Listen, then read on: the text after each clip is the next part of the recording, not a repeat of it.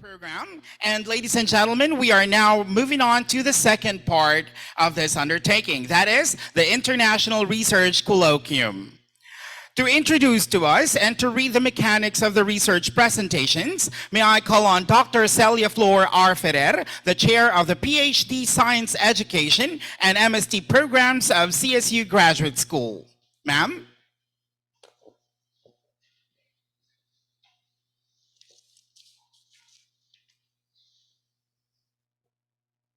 Thank you, Sir Bradley. Good evening to our partner, a new partner in the US, and to our local partners here in Cagayan State University. I am pleased to present to you the guidelines for the presentation of papers in the International Research Colloquium. It is our pleasure to welcome you as speakers on this significant occasion, the MOU signing and International Research Colloquium. We kindly ask you to follow the instructions to ensure your presentation goes smoothly. In the program, time slots of 80 minutes are reserved for the oral presentations. The presentations are of two categories. The first category of presenters are foreign national presenters. These are our graduate school education alumni in the PhD, foreign national presenters in the PhD educational programs, majoring in English language education and science education respectively. The second category are alumni of the College of Teacher Education and graduate school, as well as professors in the graduate school. Number two, a presenter is given a maximum of 10 minutes presentation, 8 minutes presentation, and 2 minutes discussion. Number three, a PowerPoint presentation must be prepared by the researcher discussant. The font style and size must be visible for the observers to appreciate. Number four, the sequence of presentation indicated in the program shall be strictly followed. Number five, all presentations must be uploaded to the technical staff. This is best to do a day before the presentation or at least 3 hours before the session starts. Number six, the moderator, Dr. Angelito Alvarado, will introduce each presenter and will also advise you when you have 3 minutes and 1 minute remaining. And lastly, number seven, please be respectful of your fellow presenters and their allocated time by staying within the time allowed and complying with the session chairs if they are going to ask for a wrap-up. Thank you so much and enjoy the presentation. Good day, everyone. At this juncture, we will be witnessing a presentation of research studies by foreign and Filipino presenters. To start, let me introduce to you our first foreign international presenter with the research title, A Contrastive Analysis of Cameroonian Pidgin English and Standard British English. This study will be presented by Dr. Larry Abube, a Doctor of Philosophy in Education, major in English Language Education. Dr. Abube, you may now start. Good evening, everyone. Can everyone hear me? Yes, Dr. Yes, Abube. we can hear you. Okay, thank you very much. I'd like to thank the CSU, AID, and Dr. Shoikon for making this happen, and it's my honor to be on this floor to present on this international colloquium on education. I hope that my presentation will be useful to everyone here present, and your feedback will help in my endeavor to work forward in my academic pursuit. My topic is a contrastive analysis of Cameroonian Pidgin English and the Standard British English. And of course, Cameroon, as you may know, it's a country in the Central African region. And what is Pidgin English? It is a lingua franca used in the Republic of Cameroon. And some examples of this language, as you see, would be, for example, 3 people they come, which in standard British English will be 3 people will be coming. Mama sabi to work, which means in standard British English, my boss worked very hard. And furthermore, them never come. In standard British English, this will be they have not come or they haven't come yet. Also, you know fit be my clerk, which will mean in standard British English, you cannot be my clerk. The people go small time. And this in standard English will be, the people will go soon. As I said earlier, CPE is used, and CPE standing for Cameroonian Pidgin English is used by every Cameroonian, especially Anglophone Cameroons, the young and the old. It is the main language used in different settings, varying from home, school, campuses, workplace, farms, churches, and sports. Basically, it is used in every sphere of life.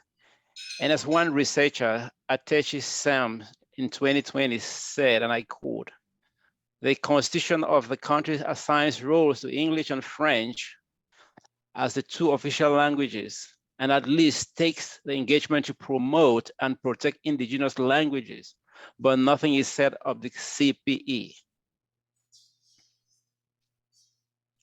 So in this contrastive analysis, what did I look into? I looked at the similarities and the differences between the Cameroonian Pidgin English and the British Standard English. And the statement of my problem was, as stated, the study tried to determine the differences between Cameroonian Pidgin English and Standard British English in Anglophone Cameroon. And what did I look into specifically? I followed through what the lexicon in Standard British English and how they are interpreted differently by the Cameroonian Pidgin English speakers. What are the morphological features of Cameroonian Pidgin English that may differ from Standard British English? What are the syntactic features of Cameroon Pidgin English in terms of the following references to Standard British English? The declarative mode, the imperative mode, and the interrogative mode. And for these studies, I followed a collection of data using the quantitative and the qualitative approach, hereby comparing, interpreting, and relating my input into language learning. So the sequential exploratory design is what I applied in this research. And as I explained earlier, following through with the quantitative and qualitative data collection, which pursued further with analysis and interpretation and input into English language learning. First of all, the quantitative phase was done particularly on the lexicon morphology and the syntactic features of Cameroonian Pidgin English with reference to Standard British English. After that, the qualitative phase was done.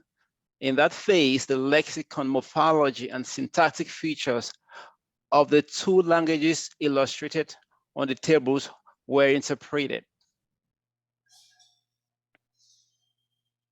And this interpretation had various findings in this order. Findings related to the lexicon, morphology, syntax, the declarative mode, the imperative mode, and interpretative mode, interrogative mode. But what is lexicon? And what did I find in lexicon in relation to Standard British English? My findings came out with the following. The lexicon of Cameroonian Pidgin English, hereafter CPE, is an open register with words added as the occasion demands. Some of the words in Cameroonian Pidgin English have local and traditional affinities. They come from native languages or are coined from them. Meanwhile, some identical lexical items in Standard British English may not have the same meaning in Cameroonian Pidgin English. Words change class without variance in spelling. The language also uses a lot of compounding and is heavily characterized by borrowings from different languages. On the morphological domain, I found out that the formation of words and how they may change their form and the smallest significant units of grammar in Cameroonian Pidgin English vary significantly. Possessive adjectives are usually placed in front of the noun they qualify. Possessive nouns take prefixes like yi, ma, ya, we, dia, and wuna in front of the noun. Notwithstanding, there is no specific rule for the singular, but them is the main indicator of plurality, though some words take the same form in the singular and plural, and pronunciation is mostly a presentation of the sound closest to the speaker's first or native language. For the syntactic aspects of my findings, I came out with the following. The way words with or without appropriate inflections are arranged to show connections of meaning within the syntax in CPE is similar in SBE, but for some exceptions. Sentences generally take the SVC pattern. Negation applies compounding without any use of prefixes or suffixes. The infinitive is for and am added as a suffix to the standard British form of the verb, and the sentences are usually wordy. For the imperative mood, my findings came out with the following. Imperative sentences in CPE generally use a one-word verb at the beginning of a case, at the beginning in case of positives and in negative sentences. They usually start with no. Go is also used for commands, and make is also used for the imperative, but it must be followed by a noun or pronoun. In relation to the interrogative mode, questions are generally formed in CPE by placing the verb before the subject. When na is the common indicator of questions, it equates to is. Na is placed at the beginning of a sentence. Go is the interrogative auxiliary for the future. In conclusion, the origin of CPE is linked to history. This could be seen in the fact that some of the lexical items trace their roots to the languages of former colonial masters and administrators. There is also a trend in new words linked to and justified by daily happenings, finding their way into the vocabulary. Also, some words in CPE are a spillover from the local culture, either native or urban, due to the popularity of a language which is gaining ground by the day. And this language I'm talking about here is a CPE which is gaining grounds by the day. Furthermore, CPE is not standardized. The language has an open register with words and expressions synonymous of specific Cameroonian languages, cultures, and traditions. That justifies why there could be more than 5 words for one concept or idea, with more words coming from the larger and more popular tribes. Furthermore, excuse me, CPE is very wordy. The language grew out of an illiterate culture, and its main purpose at the time was to bridge the communication gap between the majority illiterate native masses and the administration. Thus, every word, expression, concept, or idea from the West was adapted to and presented to suit the locale. Hence, the relative wordiness, which is typical of some Cameroonian languages, as well as some foreign languages, such as French, which dominates the national territory. In addition, CPE is very popular. It is spoken across the country, even in regions which hitherto were preserved for the French language. The language has left the urban and is penetrating the nooks and crannies of villages. This explains its usage on national or nationally respected radio and television stations. CPE is easy to learn. No CPE speaker ever took a course in the language.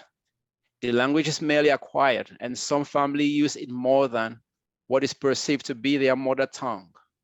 In addition, though the language relates more to English language, than the French language, it is spoken by Francophones who can barely express themselves in standard English.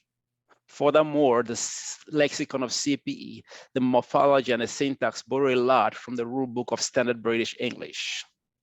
Cameroonian Pidgin English uses a lot of words and expressions which originate from or are used in standard British English, but pronounces or spells some differently, meanwhile using various sentence structures which are identical to standard British English. And from my research, I recommended the following. There should be more research on CPE. Linguistic structures should be created to further develop and standardize CPE by the government. CPE could be useful in research on the linguistic culture of Cameroon. Furthermore, pedagogues, educators, and policymakers should think of ways to gradually introduce CPE into the curriculum. There should be an official policy towards the officialization of standard of Cameroonian Pidgin English, CPE. Teachers, parents, students, material developers, language experts, linguists, and other pedagogues in the business of language education should start writing in standard Pidgin English, CPE. CPE should be amongst the main languages on all radio and television media in Cameroon. Thank you.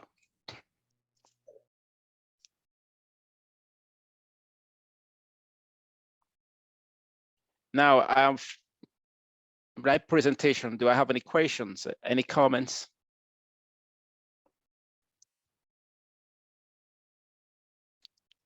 Hello?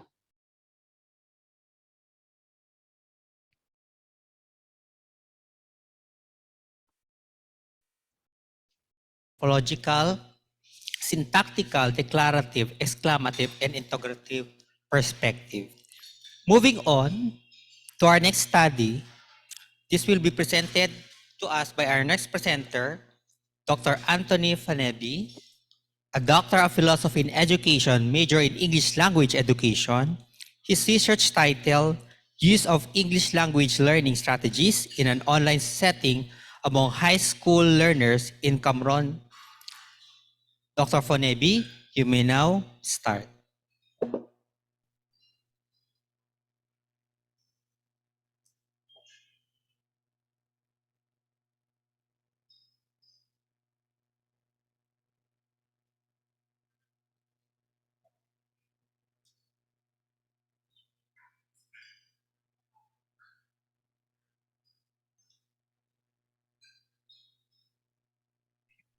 I think Dr. Fonebi has a technical difficulty right now. So can we proceed to the next speaker?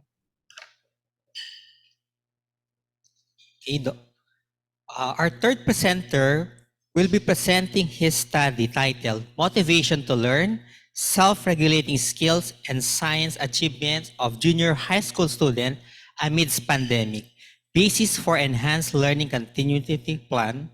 This will be presented by Dr. Norbert Guanet. Presenter, you may now share your slides. Okay, so good evening, everyone. My name is Dr. Guanet. I'm also from Cameroon.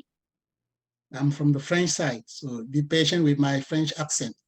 Sometimes I have difficulty pronouncing some words.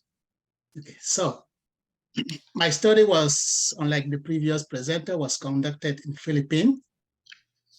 And the title of the study was Motivation to Learn, Self-Regulated Skills and Science Achievement of Junior High School Students Amid the Pandemic, the basics for enhanced learning continuity plan. So I'm Dr. Norbert Guanet, as I said. I'm a national board certified teacher in Maryland. I teach math at high school and community college level. So this study was inspired in the context of the pandemic. I'm not going to spend time on it. We all know what happened.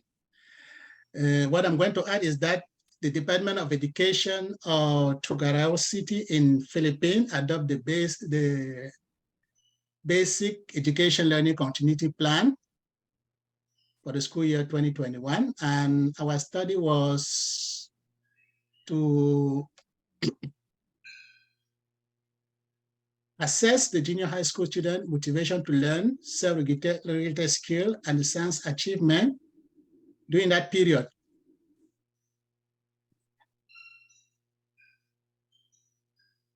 So the global education was seriously affected by the pandemic, and students were asked to learn from home. And we, before the study, believed that this would affect this may or may not affect the science literacy, their science literacy.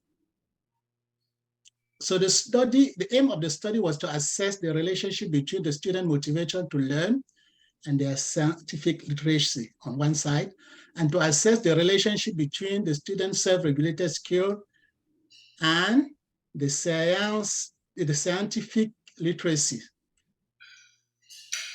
Specifically, we answered the following questions. The first question was the profile of our respondent. We assess the level of student motivation to learn in terms of intrinsic and extrinsic motivation, self-determination, and self-efficacy. And the third question was, what is the level of student self-regulated skills in online learning in terms of environmental, structural, global, goal setting, time management, help seeking, task strategy, and reflection strategy. We also asked the question, what is the level of student scientific achievement in this city?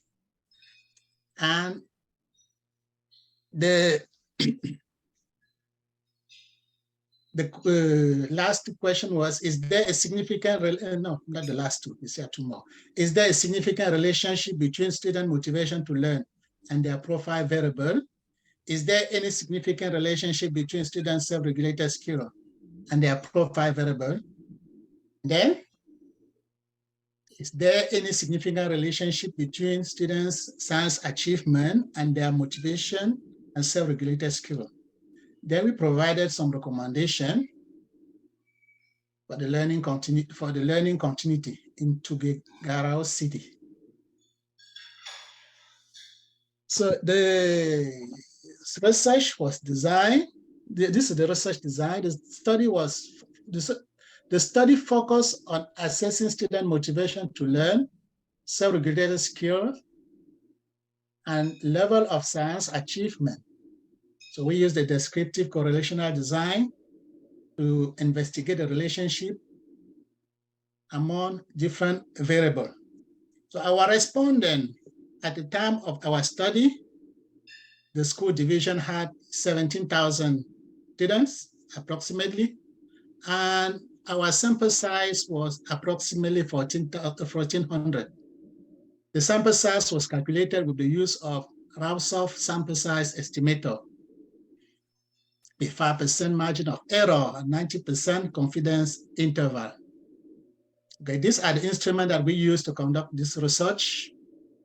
The first one was the motivation to learn questionnaire based on the study tools of you and all, the construct of self-regulated skill questionnaire based on the study tools of Chimbley and all, and we also use the 5-point Likert scale. We range from strongly agree to agree. The Likert scale questionnaire was subject to content validation, reliability estimator. So the data for our data, the data that we gather, we use the following tools to analyze them. The frequency count and percentage to analyze the profile of the respondent, the weight mean and standard deviation to analyze the level of student motivation, and the level of student self-regulated skill. We use the weight mean and the standard deviation to analyze the level of science achievement, and the chi-square and Kramer V were used to analyze the significance of the relationship between the level of student motivation to learn and the profile variable. We also use sample statistics to analyze the relationship between student self-regulated skills and their profile variable. The Pearson R was used to analyze the relationship between the level of student motivation to learn and their self-regulated skill. And the likewise sample statistical tool, as I said previously, to analyze the relationship between the science achievement of the students and the motivation to learn and their self-regulated skills. Okay, so based on the result of the data that we gather, we found that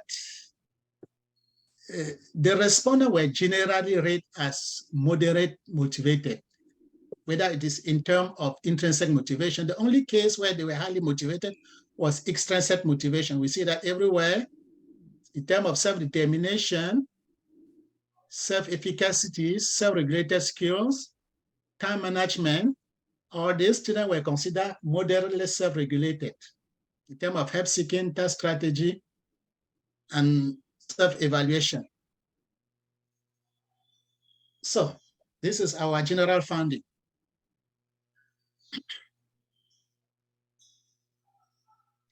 For their academic performance in science, we use the weight mean here.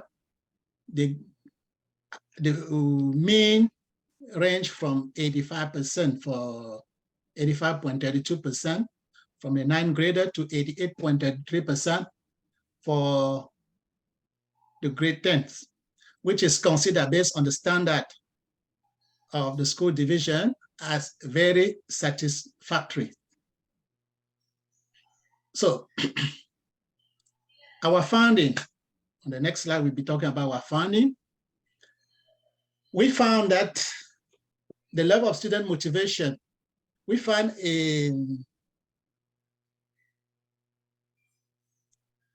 that the level of student motivation to learn in terms of intrinsic motivation, we found that the student motivation in terms of intrinsic motivation were correlated to two of their profile variables, sex and grade level.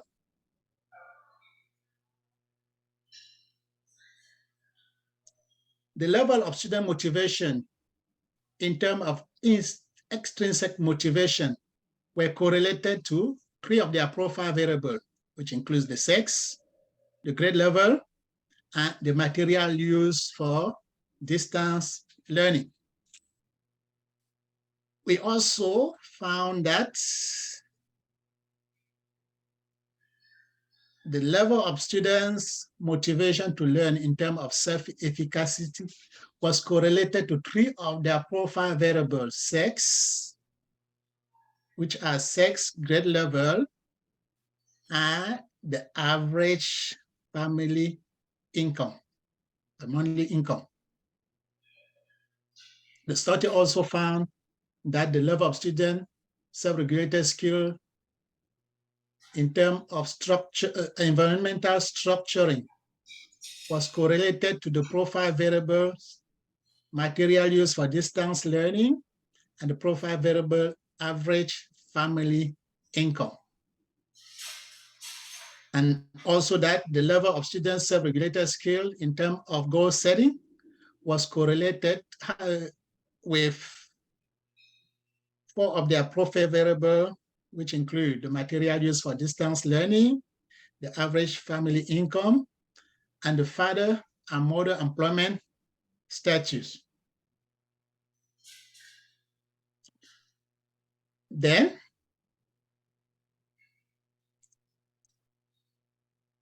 there was a correlation on the level of student self-regulated skill in terms of time management and 2 of their profile variables, sex, material used for distance learning. We only found a correlation with 1 profile variable, material used for distance learning, and the level of student self-regulated skills in terms of help seeking. And in terms of the level of student self-regulated skills, the self-regulated skills, the level of self-regulated skill in terms of trust strategies was correlated to the material used for distance learning and the average family income. We couldn't find any correlation on the level of students self-regulated skill. We didn't find any correlation, enough correlation on the level of student self-regulated skills in terms of self-evaluation and any of their profile variable. So this is our general finding. The correlation between the student motivation to learn and their self-regulated skill,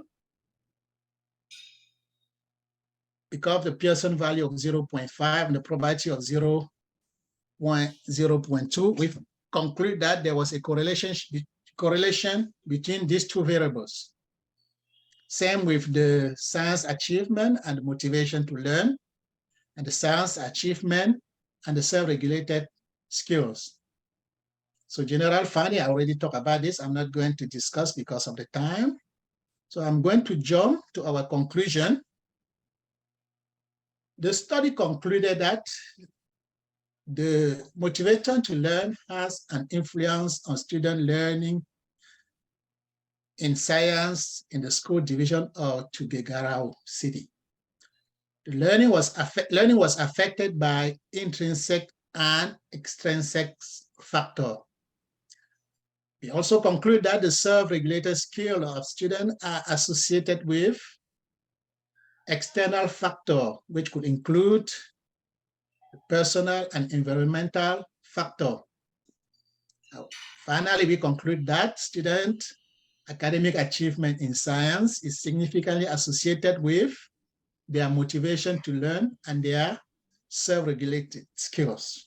So based on this conclusion, we gave some recommendation. The first one is that the science teacher should put more attention on internal and external factors, as they are also integrated into students' motivation and self-regulation in distance learning.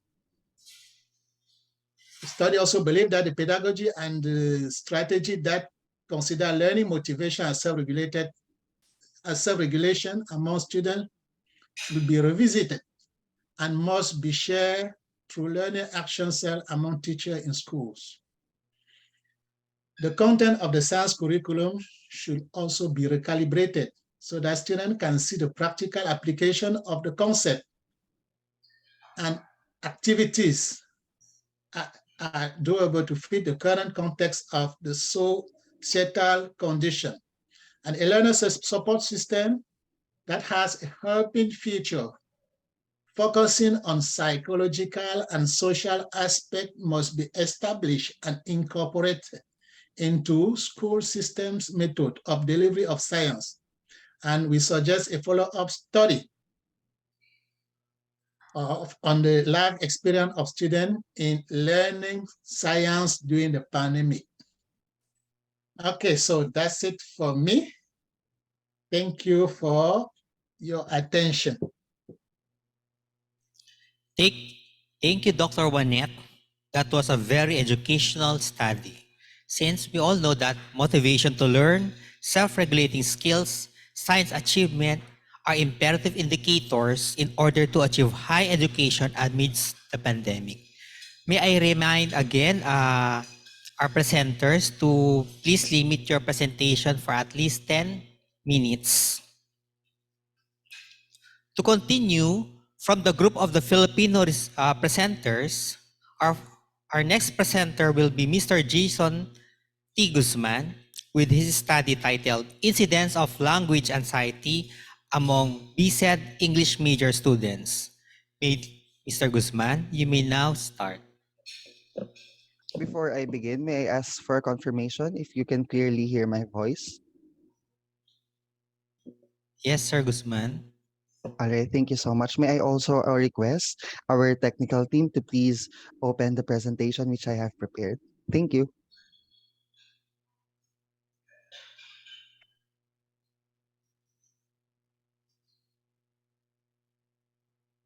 Hello, or I will do the honor to present my own presentation.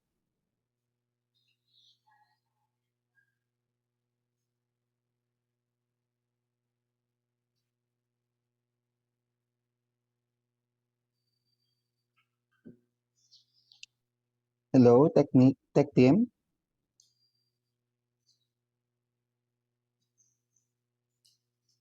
Perhaps I will just share my own presentation.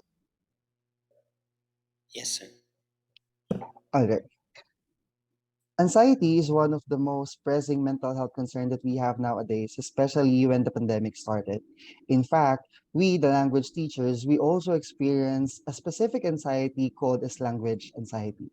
And today, I am going to discuss to you this topic, language anxiety among BSED English students in the new normal. But before anything else, let me first greet the university officials, campus officials, the members of the faculty from the Cagayan State University, and all the Filipino people who are here in the virtual space, a pleasant morning. And may I also recognize and acknowledge the members of the Association of International Dynamic Educators, headed by the President, Dr. Lynn A. Shokon. Good evening, ma'am. To my fellow presenter, may I also greet you both good morning and good evening. I am Jason T. Guzman. I am an alumna of the College of Teacher Education from the Cagayan State University Andrews campus, and I will be presenting to you my undergraduate thesis entitled Language Anxiety Among BSED English Students in the New Normal. I proceed. Language anxiety, which Horwitz et al. In 1986 defined as a situation-specific anxiety construct, which is mostly independent of the other types of anxiety. Or, in other terms, it is characterized as the high feelings of self-consciousness and fear of making mistakes and a desire to be perfect when speaking, which was cited by 2014. But in 2020, Hugo later then mentioned in her research entitled Language Anxiety in Focus, the case of Filipino undergraduate teacher education learners emphasized that Filipino learners' language anxiety is not limited to second language speaking activities only specifically to the language teachers or the student language teachers, they've mentioned that it also commonly stems from other English classroom activities such as writing, error corrections, communicating with native English speakers, negative self-perception, and non-comprehension. So basically, it's not just as to Javid a while ago, he mentioned that we are just when we talk about language anxiety, it's just more of a speaking. But in 2020, Hugo then updated that it is not just about speaking where language anxiety can be. As a jumpstart, this study generally aims to identify what are the incidents or the language anxiety of the BSED English major students. If you're going to ask me why the English major students, because we are dubbed as the language teachers. But specifically, it aims to answer the question, what are the profile of the respondents in terms of their sex, ethnicity, learning devices, internet speed, and general weighted average. Second, it also aims to answer the question, what is the level of respondents' level of language anxieties in terms of the different categories I've mentioned a while ago: the speaking activity, the writing activity, error correction, communicating with English speaker, negative self-perception, and non-comprehension. And the last one, the reason why I'm asking for the profile variable of the students, because the third question tells us or asks if there is a significant difference between the respondents' level of language anxiety when grouped according to their profile variables. For my methodology, the research design that I employed was descriptive comparative. The research instrument is a two-part questionnaire covering the first one, which is the profile variable of the students, while the second one is focused on the ELAS, which I'll be later on discussing to you. The sample or the sampling size which I have used is the total enumeration. The paradigm, the independent variable, are the profile of the respondents. The dependent variable are the level of respondents of language anxiety in terms of the speaking, writing activity, error correction, communicating with English speaker, negative self-perception, and non-comprehension. And also, it answers the question if there is a significant difference among the students' level of anxiety when grouped according to its profile variables. For my research instrument, as I've mentioned a while ago, this study made use of a two-part questionnaire to gather the needed data. The first part asks for the profile of the respondents, which includes the sex, ethnicity, learning devices, internet speed, and general weighted average. If you're going to ask me why did I place there these profile variables alone, because this is actually um, one of the things that we really considered during the pandemic, since this study was conducted during the pandemic. That's why I also included their internet speed, since student teachers back then are having an internship online. Next, the second part is the 30-item language anxiety scale, or the ELAS, adopted from Hugo in 2020, inspired by Clement, Gardner, and Smith in 1977. The researcher contextualized the sources of language anxiety based on the needs and characteristics of the Filipino learners. Data analysis, descriptive statistics such as frequency count and percentage distribution was used. I also employed weighted mean and to check the profile variable, and t-test and ANOVA to test if there's a significant difference between the profile variable and the level of anxiety. I would just also like to present here the table for interpretation as we look into the mean. For 1 to 1.79, we have very low anxiety going up.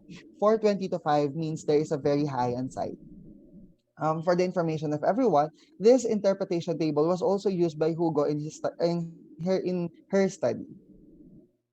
And results shows, according to the demographic profile,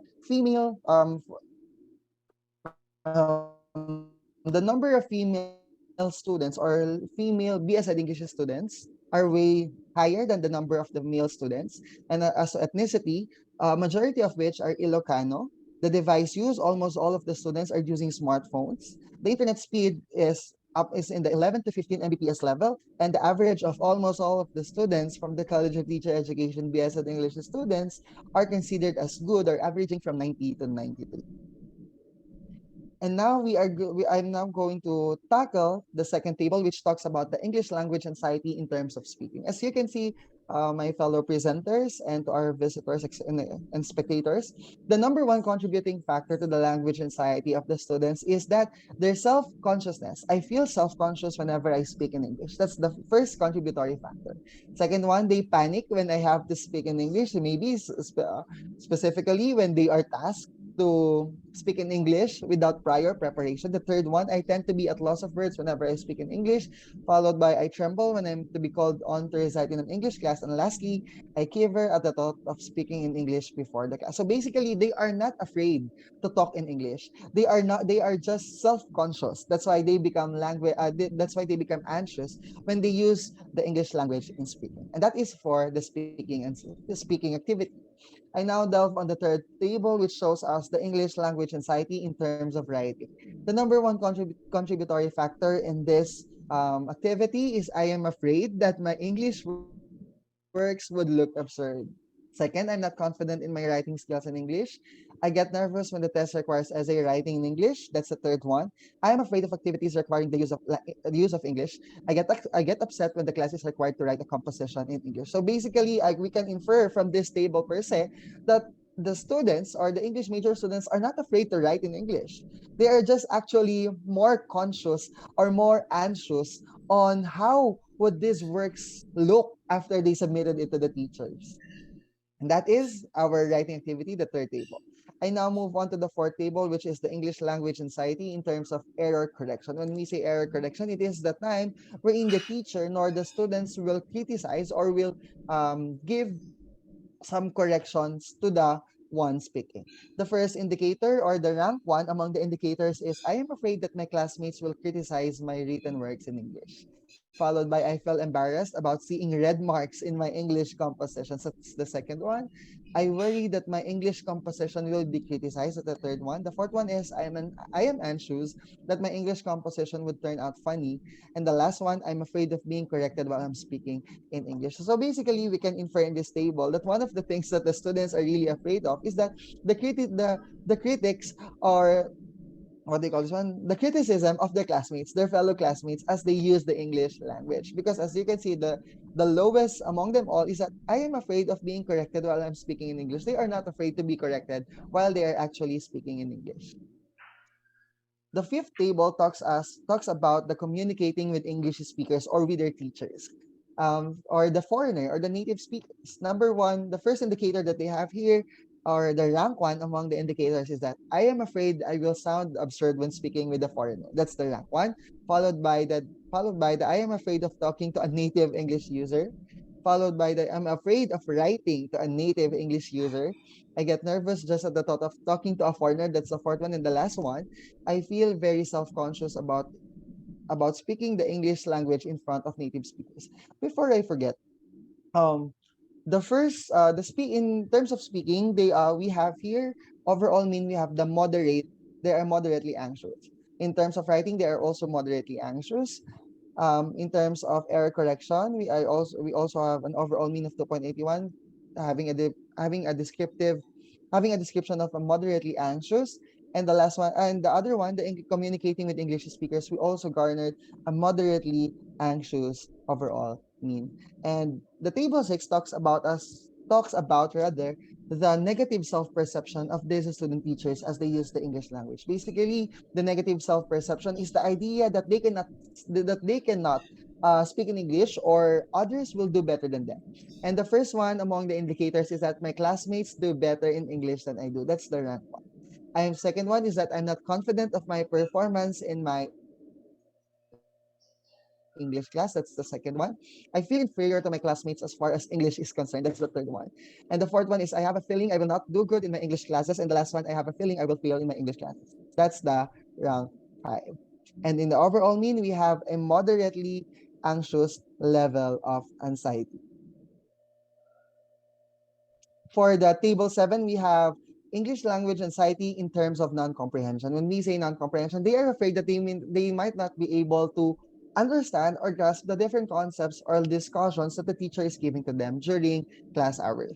The first indicators or the rank one among the indicators tells us that I am afraid of not understanding discussions in English, as I have mentioned a while ago, followed by I fear I do not accurately understand English materials that I heard. This talks about the materials that they are using. The third one talks about I feel I will not be able to give details of the English material I read. And the last one, I'm afraid that I do not really understand the English materials that I read. So in the overall mean, it is still moderately anxious. And the summary of the language anxiety of the different indicators. This, for speaking, we have moderate, negative self-perception, we also have moderate, communicating with English speakers, error correction, non-comprehension, and writing, we all have moderate. But as you can see, of all the factors that we have considered, this speaking is a number one contributory factor that students have in language anxiety or when they deal with the English language, followed by the negative self-perception, their own perception about themselves on how do they use the English language. Next is communicating with English speakers, error correction, non-comprehension, and the last one we have the writing. So overall, the overall mean of this is 2.79, having a descriptive analysis of moderate or description rather.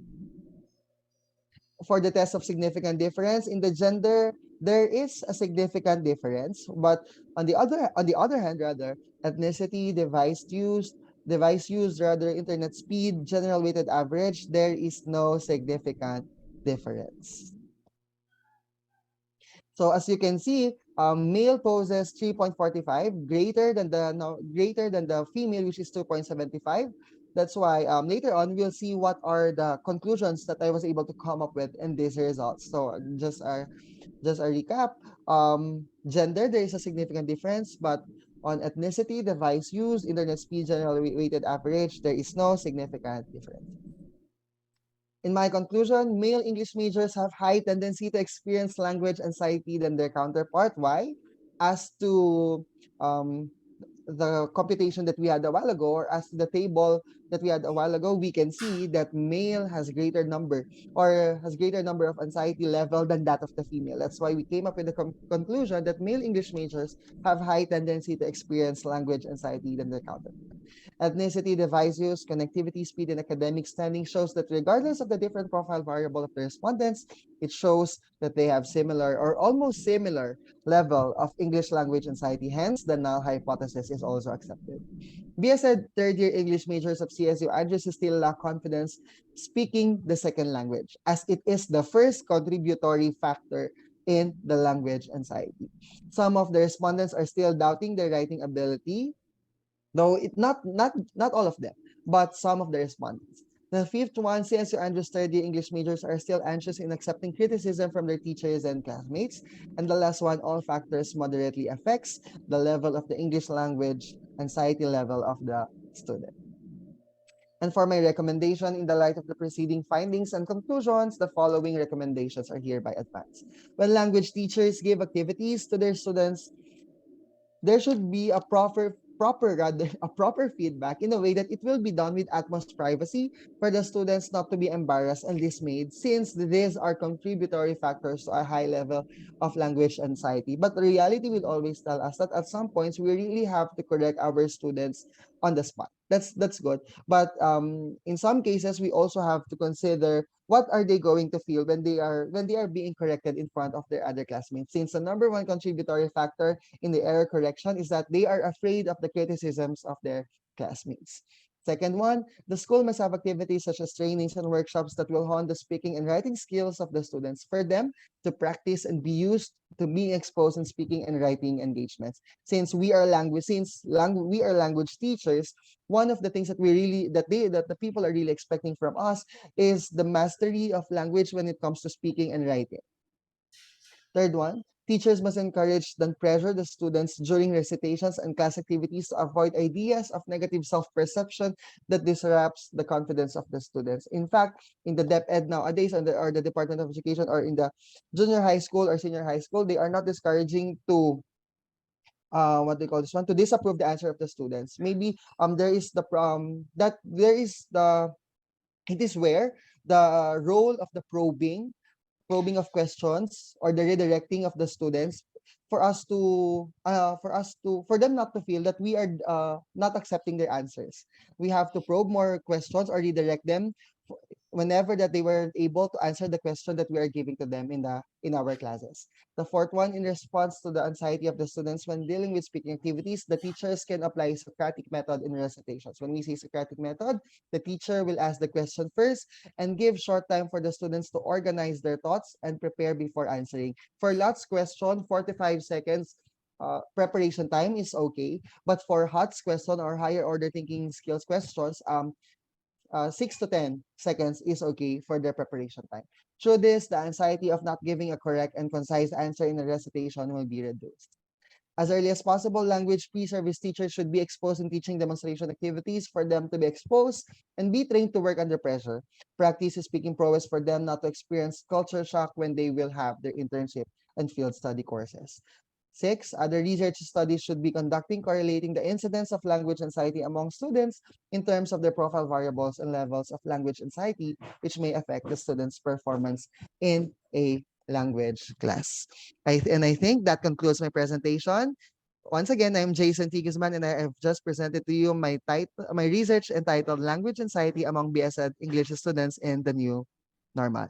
And just an application of this study, I now work as a part-time instructor at Cagayan State University, and I must say that I was able to apply all the research findings that I was able to come up with in this study. Thank you so much for listening. Thank you very much, Mr. Guzman, for that very precise study. So as we all know, the extensive use of English language globally has placed a second language learners on a challenging path to acquire effective communication skills. Surmounting this challenge is depicted as a guaranteed rite of passage within a higher education and subsequent success in the job market. So moving on, the next presenter is a holder of a PhD in education major in English language. Her study is students' androgyny and gender inclusive language awareness, attitude, and use. Ladies and gentlemen, Dr. Arlene D. Talosa.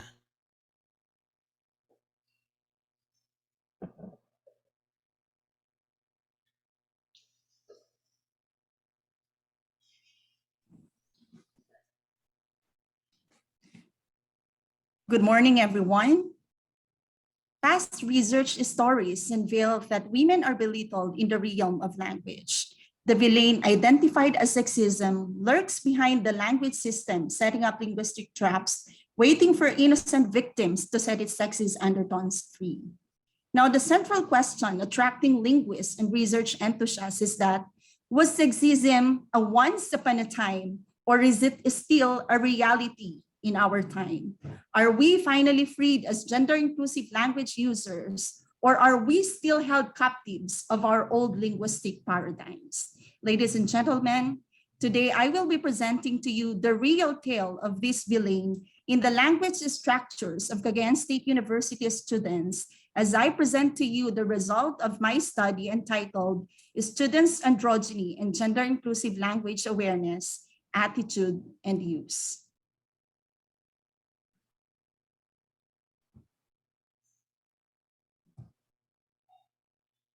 The general objective of this study is to ascertain the androgyny and gender inclusive language awareness, attitude, and use of English and social science major students of Cagayan State University, Lalo, Piat, and Andrews campus. Specifically, this study determined the profile of the students, their androgyny trait score, their level of gender inclusive language awareness, their attitude towards gender inclusive language and their attitude towards women, their gender inclusive language use, and the differences on the androgyny, gender inclusive language awareness, attitude and use of the students when grouped according to profile variables. And lastly, it looked into the significant relationship between the androgyny, the gender inclusive language awareness, attitude and use of the students, and their profile variables. As to the methodology, this study made use of mixed method design. 327 English and social sciences students recruited via random sampling served as the respondents in the study. CSU Lelo, Piat, and Andrews are three among the satellite campuses of the university that offers Bachelor of Secondary Education, major in English and social science. And considering language across curriculum, the two majors were considered as they are the specializations expected to perpetuate the teaching of language. As to the data gathering procedure, the main data gathering instrument used in this study is a survey questionnaire, all of which are standardized tests, except for that of the researcher made tests on the awareness on gender inclusive language. And the essay that served as the corpora in the analysis of the gender inclusive language use. As to the statistical treatment, the SPSS version 25, the analysis of variance, the t-test for independent groups or post hoc tests, and the Pearson product moment correlation were utilized. Now, to answer the statement of the problem number 1 on the demographic profile of the students, we could see from the slide that majority of the respondents are female. Overwhelmingly, this presents that there is feminization in the teacher education course. Rahayani of 2016 on the study titled Feminization in Teaching explained that the gender disparity of high women attraction to teaching reflects on the perspective that teaching is an extension of family matters, which is closely related to mothering and nurturing. As to the age, the model age of the students is 19.6, meaning to say they are they are at the early adolescent period. And Knoll et al. 2015 argued that young adolescents show higher susceptibility to social influence than adults. As to the campus, majority of the students come from Andrews, most of whom are English in specialization who are on their third year level. Majority of them speak Ilocano as their first language or native language, with variety of available resources available at home, and who are affiliated with the Roman Catholic as their religion.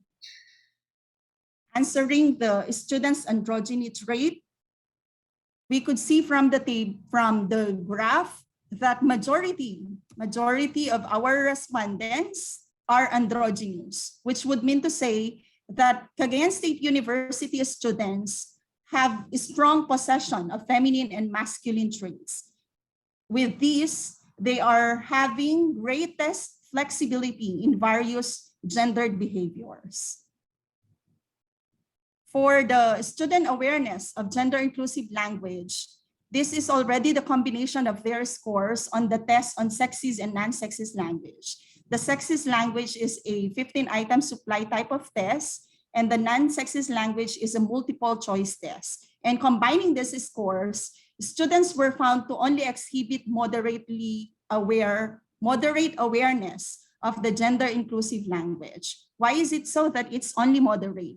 Because while it is true that the non-sexist language awareness of the students are very high, when compared to their scores on their sexist language, the students obtained low score in the identification of the sexist language in the different sentences given. Meaning to say our students are only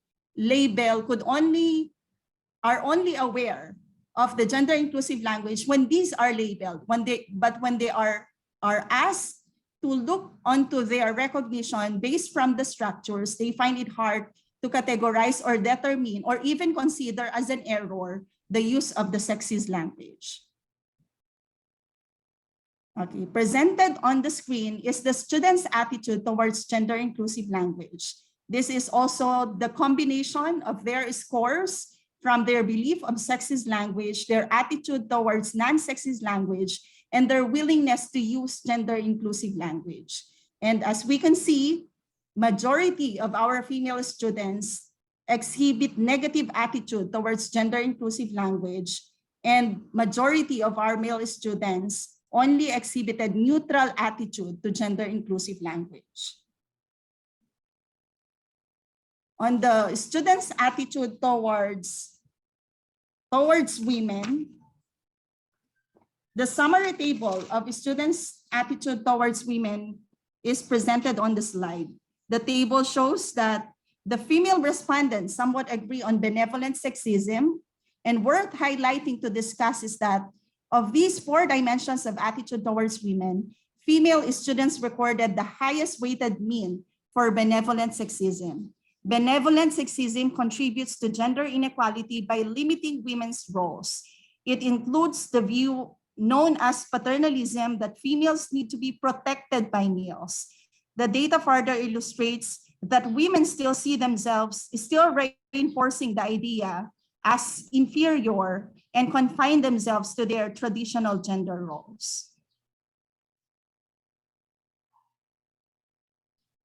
On the gender inclusive language use, the students were found to, of the 327 discourses that were content analyzed, to look into the occurrence, specific occurrence of sexist and non-sexist language.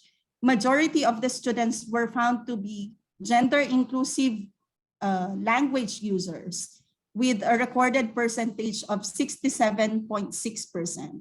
On the qualitative analysis, it was found out that double or neutral pronouns are usually the gender inclusive strategy that were evident in their corpora, usually in the forms of coordination, that's with the use of or and for their subjects.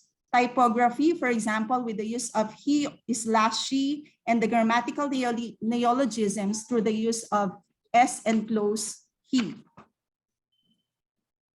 For the comparative part, it was found that more than the males, Females have higher sexist attitude towards themselves. Older students tend to have higher androgyny trait score than younger students. And Andros Campus obtained significantly higher awareness of gender-inclusive language, although PIAT has significantly higher attitude towards gender-inclusive language.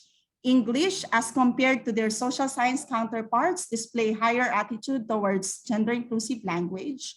And students whose native language is Ibanag are more androgynous. Malaweg students have higher sexist attitudes towards women. Catholics were found to have more sexist attitude towards women, although they were found to be more supportive of gender-inclusive language. As to the relationship between awareness of gender-inclusive language and select variables, age and year level positively relate to androgyny. And the more reading resources, the better the awareness of non-sexist language. Finally, the attitude towards gender-inclusive language relates to the attitude towards women. In consideration of these findings, it is therefore concluded the students are mostly androgynous and are moderately aware of gender-inclusive language. They were found to display negative attitude towards gender-inclusive language and exhibit sexist attitude towards women. On the comparative analysis, females and males exhibit different attitudes toward women when grouped by sex. Older students tend to have better androgyny. Andros Campus unveils higher sexist language awareness and attitude towards women than PIAT and Lanlo campuses, but PIAT have a substantially more positive attitude towards GIL. The students majoring in English score much higher on androgyny than students majoring in social science. Similarly, English students tend to have more positive attitude towards gender-inclusive language. Catholic students are found to have particularly sexist attitudes towards women than non-Catholic peers. Moreover, supportive attitude towards gender-inclusive language relates to supportive inclusive attitude towards women. As students age and get promoted to higher year level, they tend to become more androgynous. And finally, the more reading resources are available at home, the more aware the students are in non-sexist language. It is with this that the following are recommended. First, that the guide focal person in the Office of the Director for Instruction of the campuses in specific and the university in general should promote awareness-raising campaigns as the preliminary action to establish a good practice improving the GIL use and awareness of students. And that in order to strengthen the advancement of realistic gender-inclusive language use, the university may consider adopting the gender-inclusive language guideline crafted for university consumption. This is a product of my dissertation. Initiatives are highly needed from teachers to model and encourage students to write, speak, and act without prejudice to train students for better linguistic habit. And that students must be exposed to more print-rich and online-rich resources that are gender-inclusive to improve their awareness and use of gender-inclusive language. The GAD office of the campuses in specific and the university in general may design training and webinar plans and integrations on gender inclusivity to expose students on gender sensitivity, and that to further enhance the gender sensitivity of the CITED and the university in general, a review of documents like developed instructional materials, policies, quarter and annual reports, theses and dissertations, and syllabi should be conducted. This is because even in the dissertation outputs, or the research outputs that we have, we would usually use still from this day the use of the term chairman. Future research may also attempt to study the language, culture, and society of Malaweg language to understand its attitude towards women and its gender markings. And that future researchers may likewise embark on determining whether those who hold a specific type of sexist attitude towards women relate to recognition or awareness and use of gender-inclusive language. With this, Siyayaman, a local language in Ilocano that means always grateful, I am Arlene D. Talosa, a faculty member of Cagayan State University, Apari Campus. I also offer special acknowledgement to the National Research Council of the Philippines, since this dissertation received a financial grant from them for the printing of the the book and the binding of the manuscript. That ends my presentation. Thank you very much for listening. Thank you so much, Dr. Tolosa, for that very informative study. To continue, our next presenter is a CSU faculty member of the Graduate School and the College of Allied Health Sciences. She will be presenting her research titled Gender Representation in Narratives of 21st Century Philippine Literature. Ladies and gentlemen, Dr. Pauline Grace P. Casley Batang.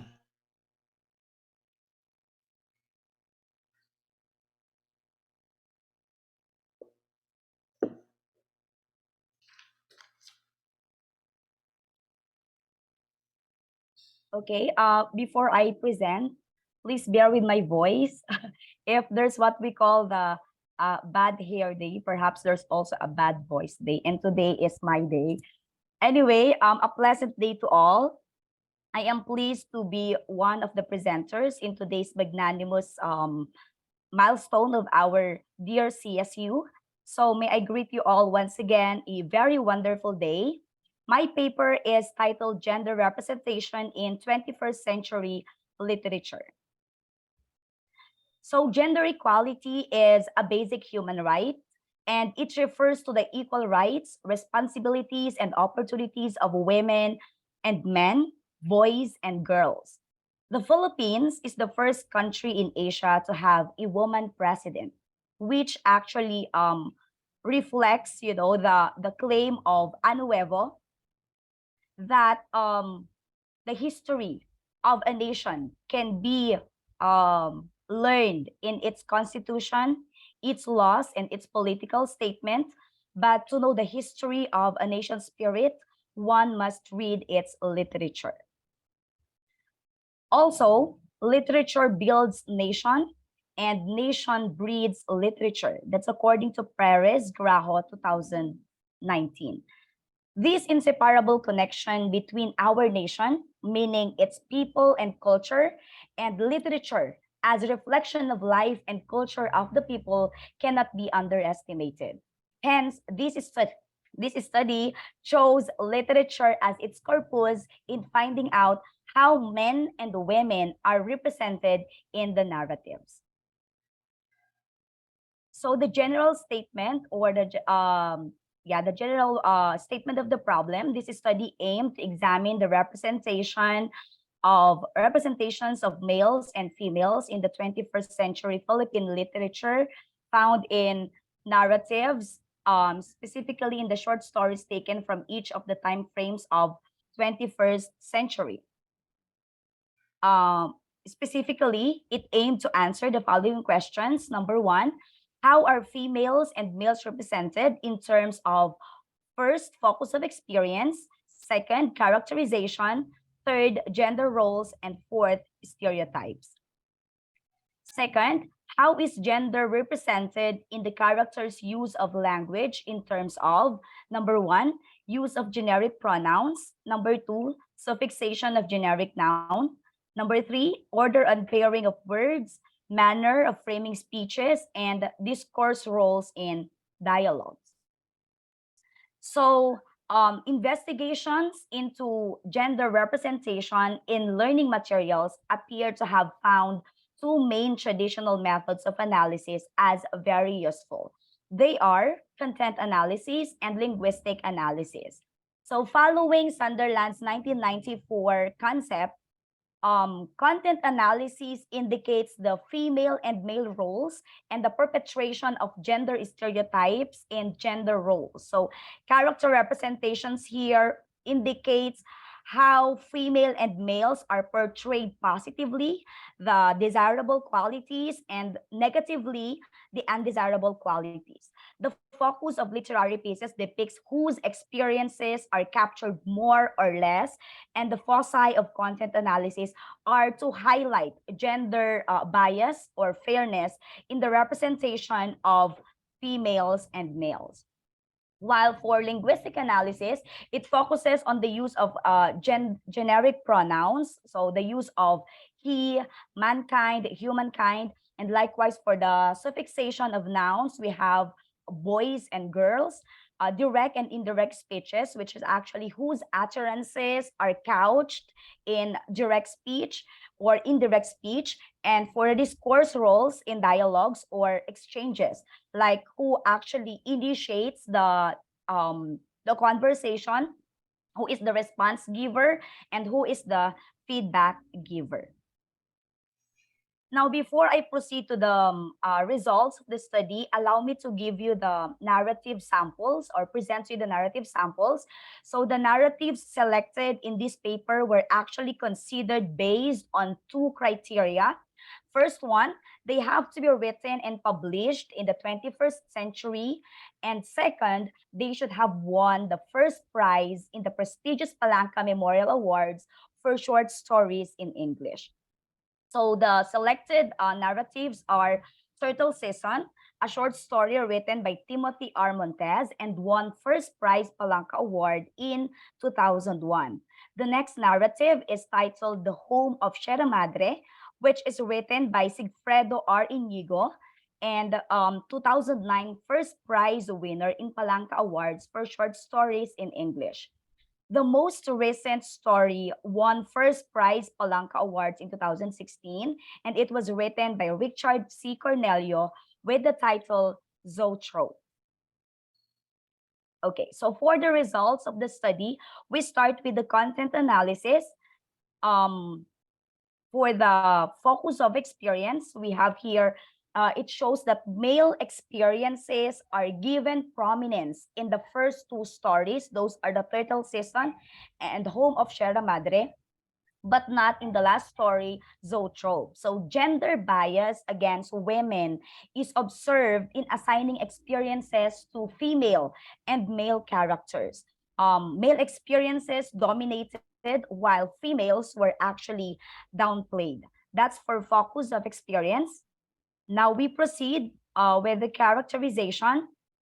In the table, it is consistently observed that among the three narratives, the males' desirable and undesirable qualities are far more than females. So bias is observed in the distribution of desirable and undesirable character traits, for in every woman or in every man, he is assigned with seven, okay, seven positive traits and six negative traits. While in every woman, she is only given three desirable qualities and four undesirable qualities, which is actually more than, the desirable qualities given to them. In the gender roles, females are actually associated with home and housework in the first two narratives, while both genders, male and female genders, were actually presented outside the home in the last story.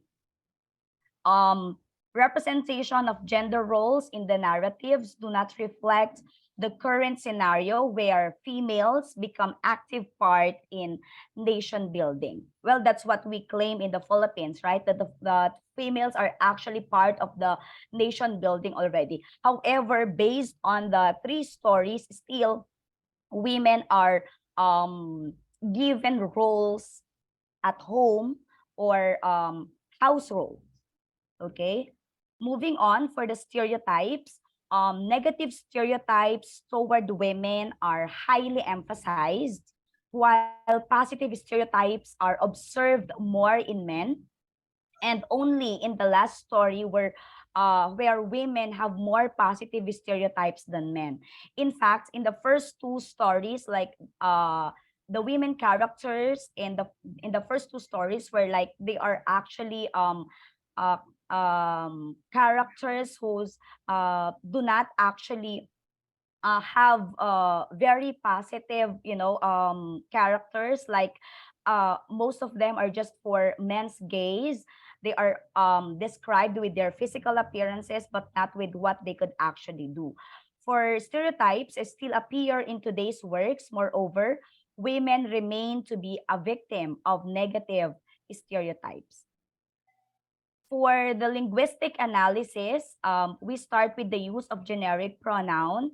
So use of generic pronouns is not much observed in the narratives. However, it was noted that the use of generic pronouns promotes occupational stereotypes in both genders. So as you can see in the graph, gender-specific pronouns are actually more prominent than the generic pronouns. So gender-specific pronouns are much preferred by our writers to avoid confusion among readers, since these are actually narratives. For the suffixation of generic nouns, gender bias suffixes are seen in the second and third stories, but the number is negligible. It is noted generally that the 21st century Philippine narratives do not promote bias in gender through the use of gender bias suffixes. With regard to the order and pairing of nouns, order of appearances or appearance in paired nouns is not much observed in the narratives. The only occurrence was found in the second narrative, where female is mentioned first before male. The other occurrences are actually biblical names, such as Jesus and Mary and Adam and Eve. For the manner of framing speeches, in all narratives, it is noted that males dominate speeches. Females actually speak more direct speeches in Zochok, the third story. Based on the results, it implies that males are favored over females in terms of framing speeches, both direct and indirect. It may also imply that males prefer to talk than listen, and that they know more than the other. For the discourse roles in dialogues, males consistently initiated talks in all the narratives, but females gave more responses and follow-ups only in the third story. So the dominant character of males are projected in discourse roles and in dialogue, since they consistently start conversations, and that despite that female gave more responses and follow-ups in the story, it is still not enough to change their general representation in discourse roles in dialogues. So now, moving on to the conclusion and recommendation, we start with the conclusion. Gender representation in the 21st century Philippine literature is biased and insensitive against women, and that females remain to be victims of invisibility, degradation, and subordination, and that the developmental change in gender representation imply both negative and positive impact toward both genders. Because if we try to look into the developmental change in the gender representation, there was actually a drastic change in the third story, where the female character there is actually more dominant in personality than that of the male, and that the female there it actually earns more than the male. So though we see the difference with the representation of female characters, however, the negative representation of male was highlighted in the third story. Hence, it implies both negative and positive impact toward both genders. For the recommendation, gender sensitivity is recommended to be included as another criterion in selecting winners for choosing Carlo Palanca Awards.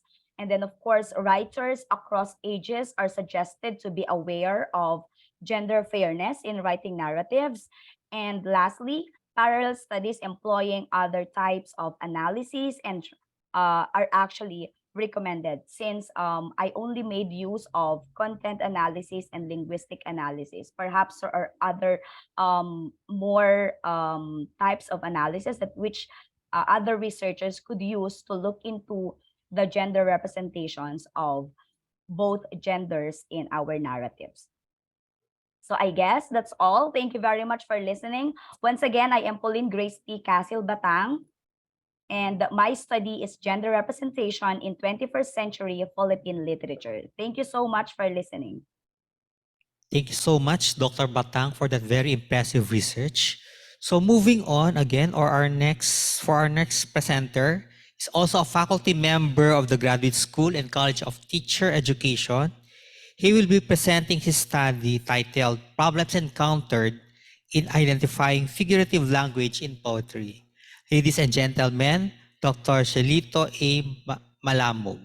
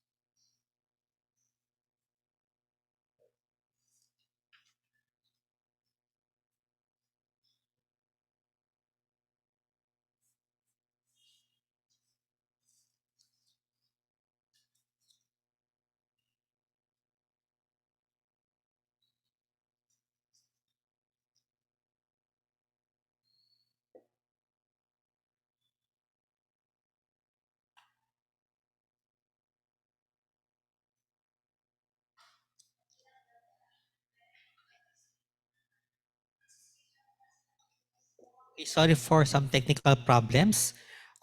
May we proceed to our next presenter, who is also a faculty member of the Graduate School and College of Teacher Education. She will be sharing her study titled Impact of Extramural Competitive Instrumentated Learning, or ITL, on students of English. Ladies and gentlemen, Dr. Laurenia M. Lingan.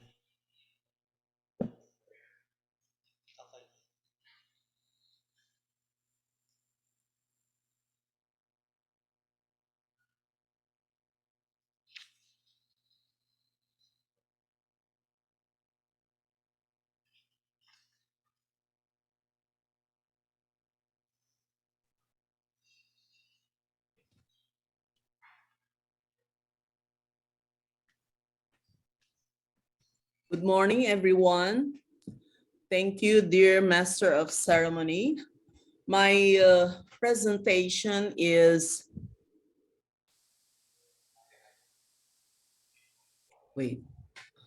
on the impact of extramural competitive instrumented learning on students of English.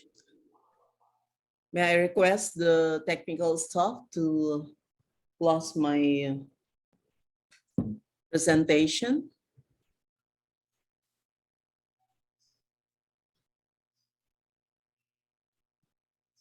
Mm, Wait.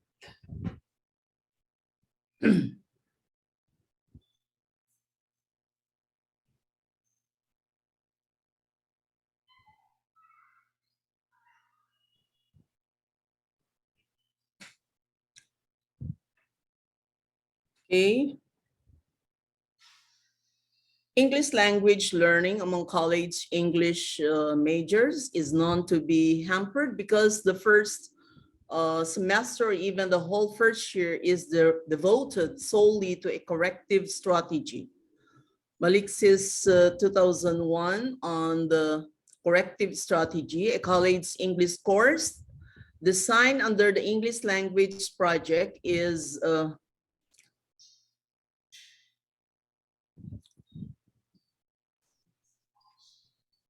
may I request the technical staff to flash my presentation? Okay.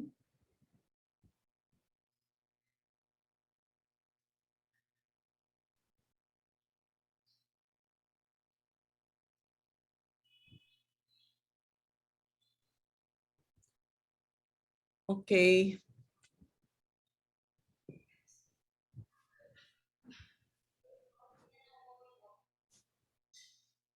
The English language learning in college is hampered by the exposure of the students in the first semester or even the whole first year to be devoted to the corrective strategy. Part of the corrective strategy employed in the college English course design of Dr. John Maliksi under the English Linguistic Project instrumented team learning, in which students were grouped according to their score in a diagnostic test, combining the better scores with the poorer scores, ensuring that the average of each team approximated the class average.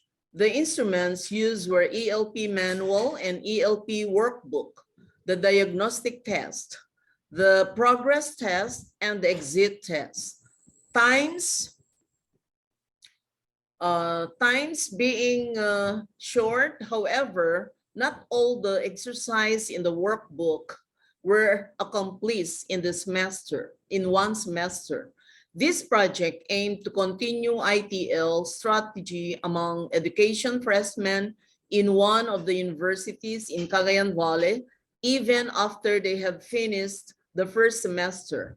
Since they have no longer had teacher contact in a classroom situation, a competition among the teams was added to the ITL as a primary motivating factor. Next, please. English language learning in college. I think that is done already. Next slide, please.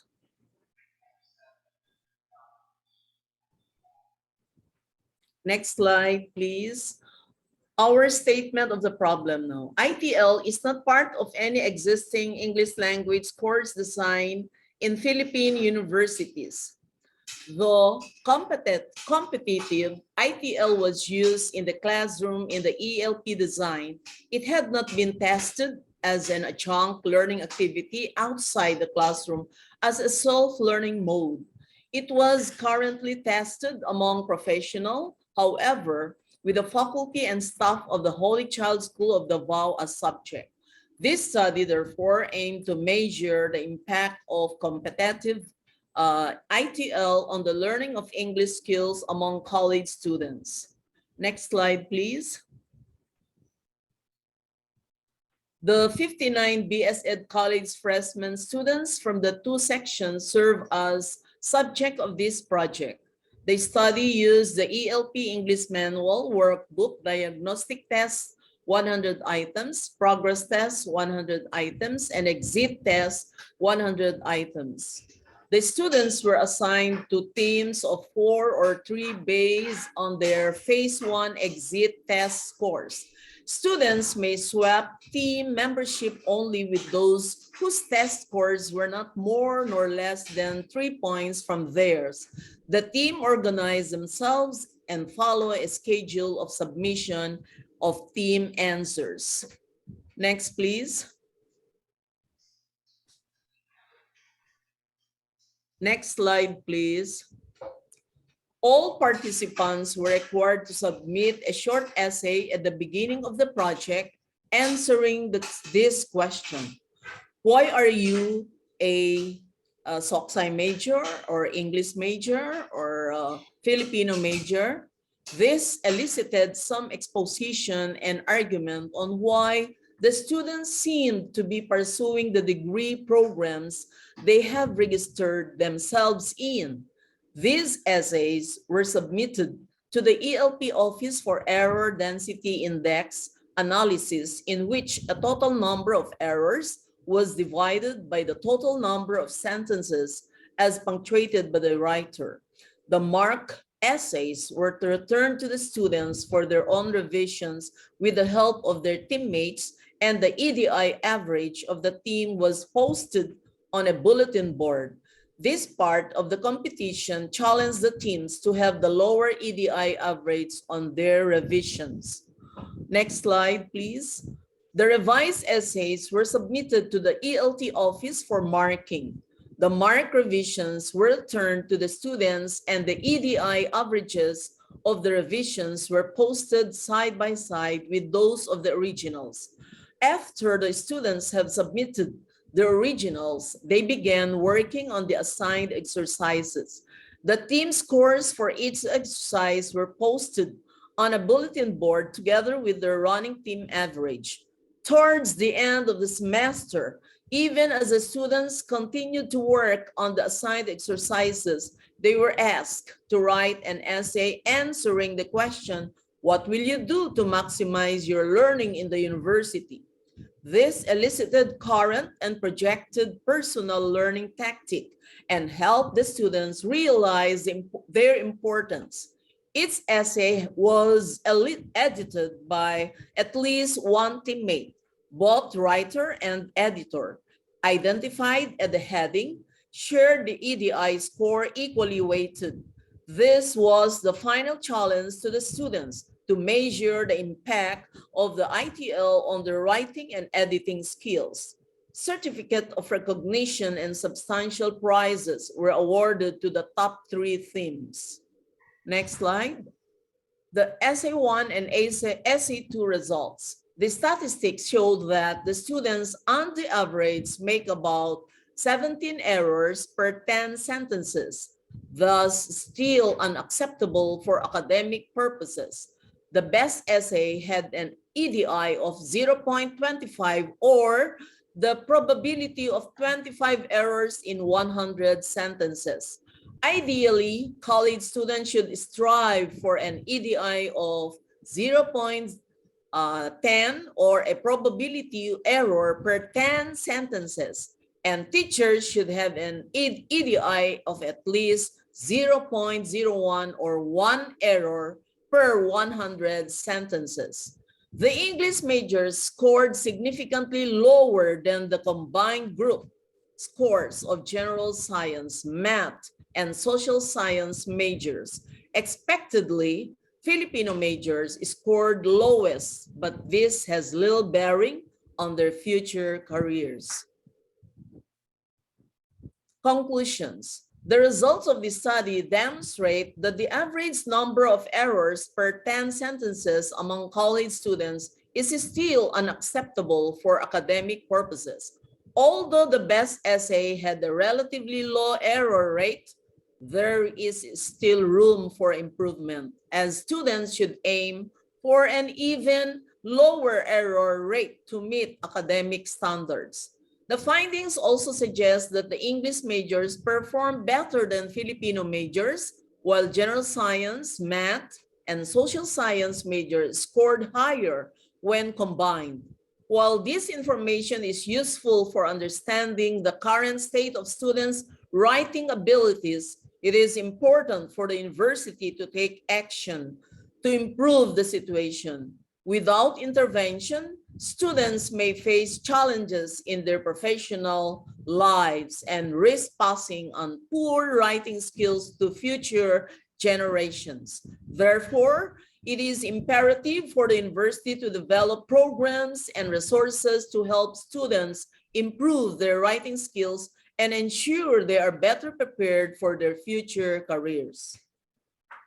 For our recommendations, the following recommendations are drawn from the results of the findings. First, continue to use the ITL instrumented team learning strategy among freshmen to improve their English language skills. Teach students how to learn independently and develop their learner autonomy, which can be achieved through effective learning strategies.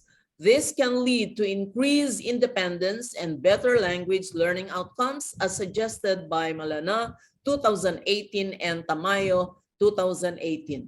Encourage students to use English language in other classes of extramural activities to practice and develop their communicative competence. This can be achieved by following the correct grammar usage as recommended by Tamayo 2019. The fourth is to ensure that the library has an adequate supply of dictionaries to support the students' vocabulary development. Additionally, Students should have access to their own dictionaries to aid in their learning, as suggested by Kalanoga 2019. Fifth, encourage team members to work together in workbook exercises to enhance each other's language proficiency. This can lead to improve communication and language proficiency as suggested by Tamayo. Develop a scheme within the English department to improve the language proficiency of would-be English teachers. This can ensure that the future teachers have the necessary language skills to teach effectively. Thank you and good day, everyone. Thank you so much, Dr. Lingan, for that very informative presentation. So I agree with her study that students should be taught how to learn by themselves and develop in them a learner's autonomy, in which the goal of the Good English program. So therefore, students should be effectively use the English language in any communicative tasks following the correct grammar usage for them to be linguistically and communicatively competent. So That's moving right, on, sir. yes. So moving on to the last presenter is maybe call on Dr. Cielito A. Malamug.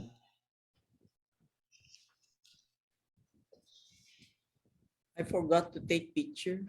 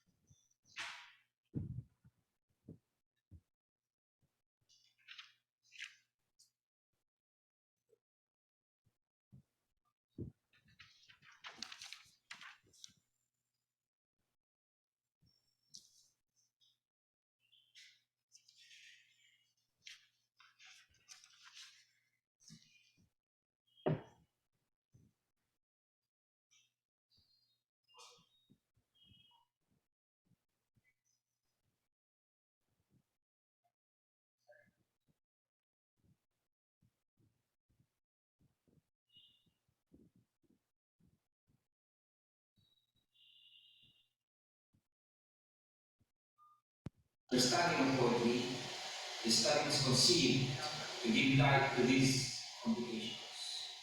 One, what are the difficulties encountered by the English students in dealing with poetry? Two, what are the prevalent figures of speech?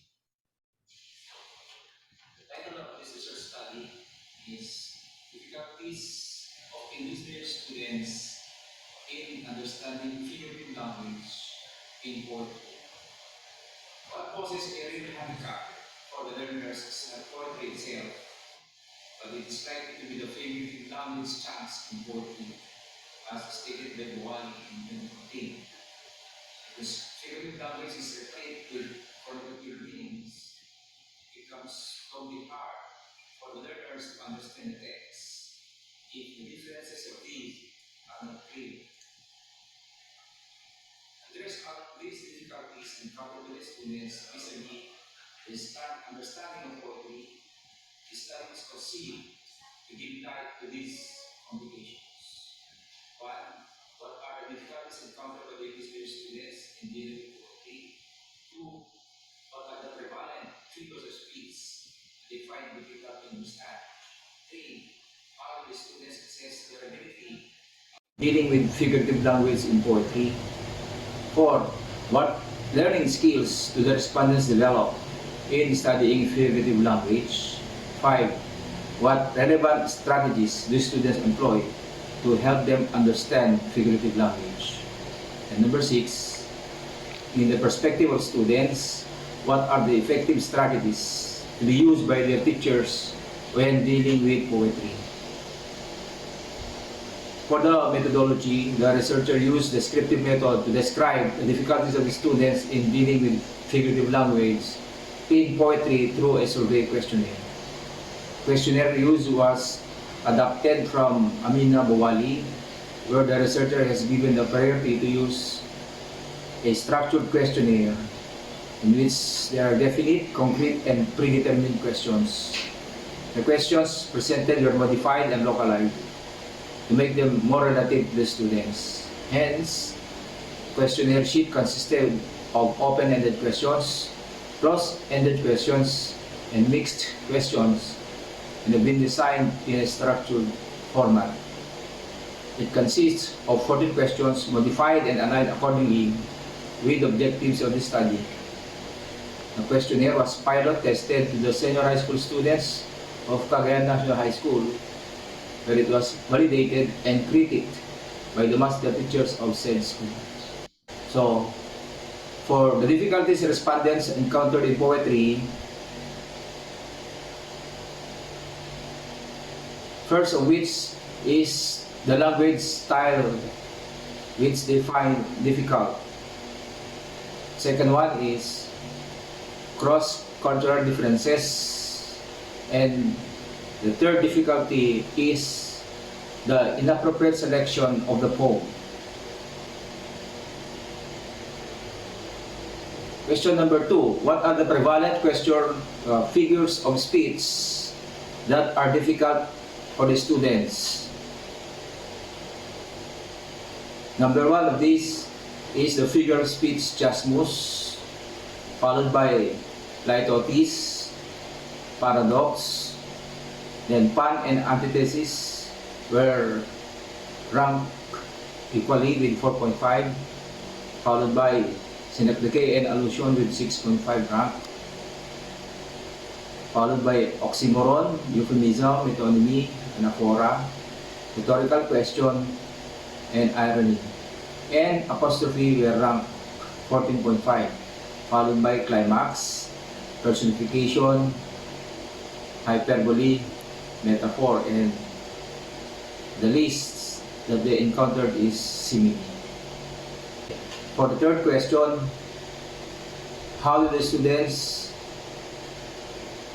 find the figurative language learning ability? Okay, nobody of the students rated themselves poor and very bad,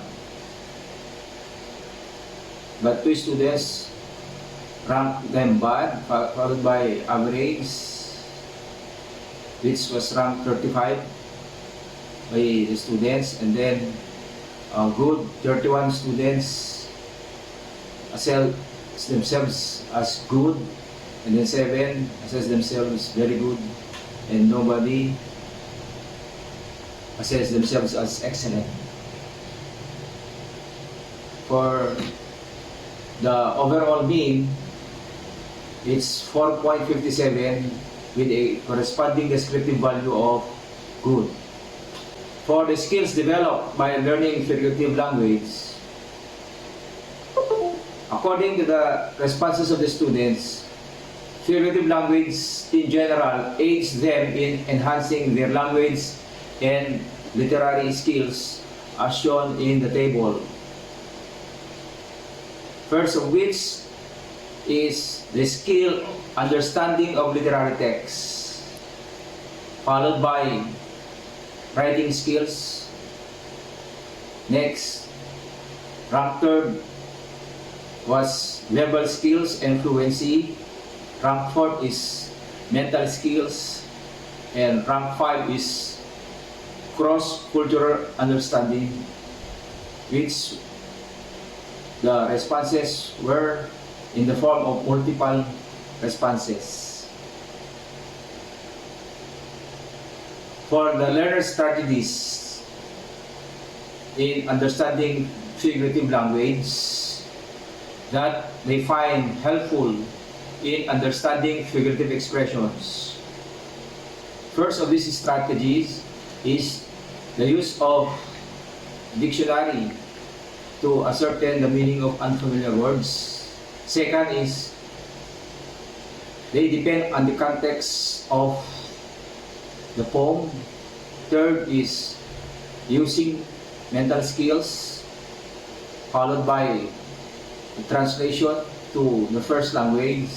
And rank 5 is the negotiation of the meaning with the teacher.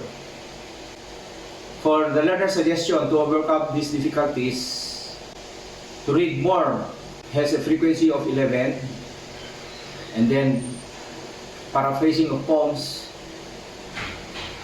is tallied for frequency, and the use of figure speech in writing literary pieces, which is a frequency of 3.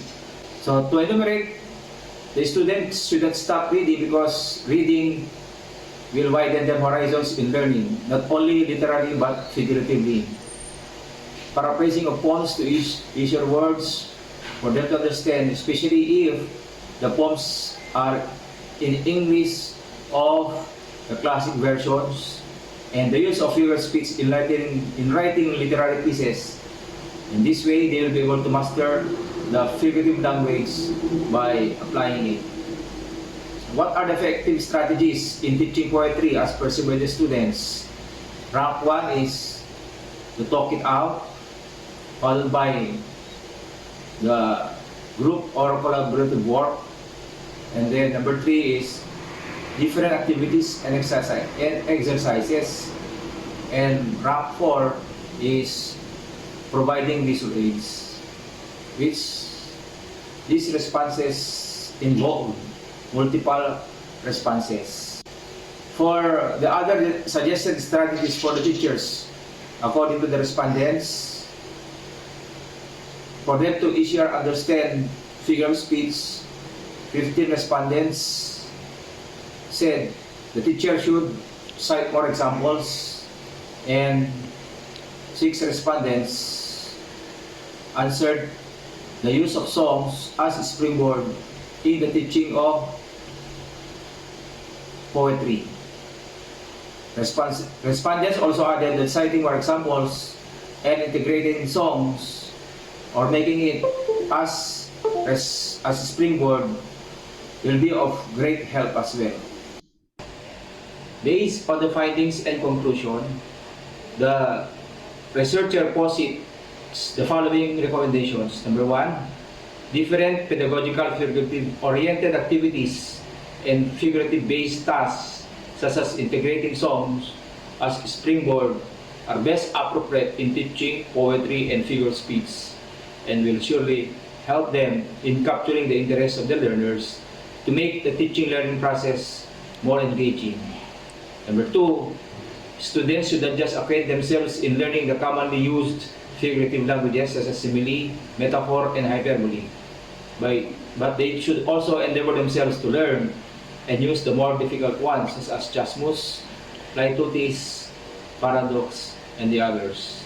Number 3, students should engage themselves in reading literary texts, for it is an avenue in improving higher order thinking skills.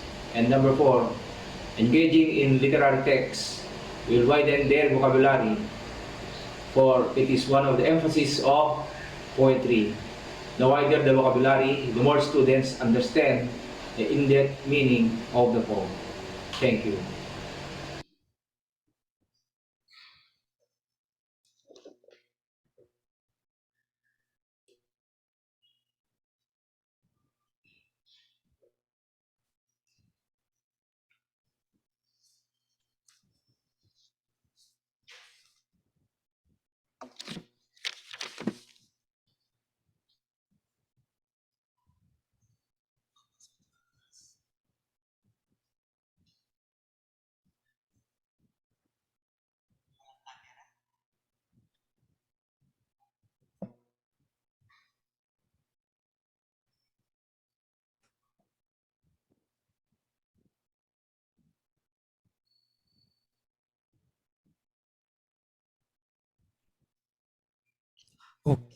Okay, thank you so much, Dr. Malamug, for that very informative study. So we all know that the use of figurative language to help the readers better understand what we are trying to describe.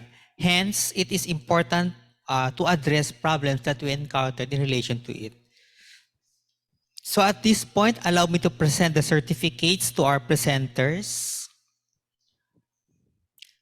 Let me read the citation. Republic of the Philippines, Cagayan State University, Graduate School, and College of Teachers Education presents this certificate to Dr. Larry Abubey for having presented his paper titled A Contrastive Analysis of Karaman, Pidgin, English, and Standard British English during the 2023 International Research Colloquium held via Zoom on April 24, 2023.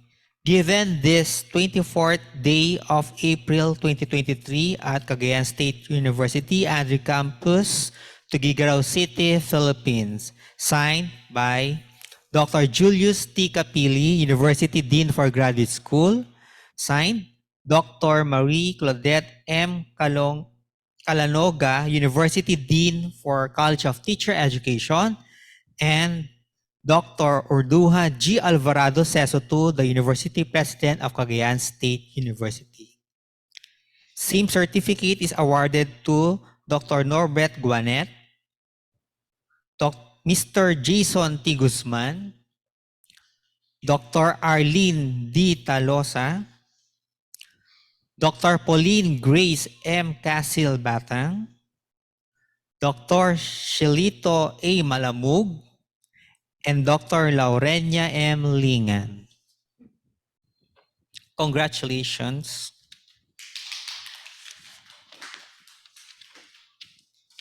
At this juncture, may we hear a closing remarks from our energetic and very supportive Campus Domestic and International Partnership Coordinator, Professor Christopher Lord T. Talawan.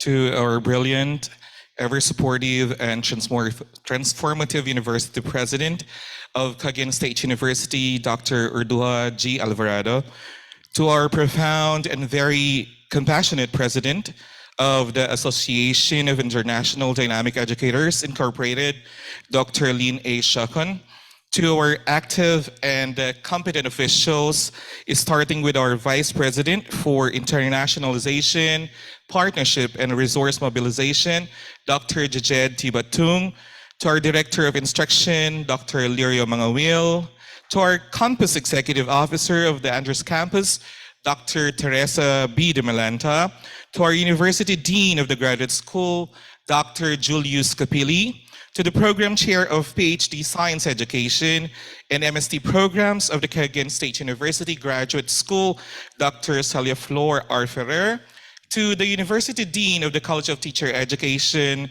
Dr. Marie Claudette M. Calanoga, to our stakeholders, officials, foreign and Filipino presenters, and to everyone present in this prestigious event, an exquisite morning, Philippines, a pleasant evening, United States of America. While I was listening to the presenters a while ago, I got to realize and epitomize the very essence and breadth of our gathering today. It is not just about augmenting our knowledge and credence in the field of research, but it is more of intensifying the very purpose of continuous inquiry towards building a robust springboard and scaffold that would elevate an innovative and creative realm of discoveries. It is indisputably true that research is rigorous. It is a process that involves an in-depth study of phenomena stemming from general problems up to specific issues and topics. Thus, an explicit and systematic testing and analysis of data and evidences must be taken into consideration. We really need to take into account the notion that we researchers are revisiting the knowledge or discoveries that have established a fossilized,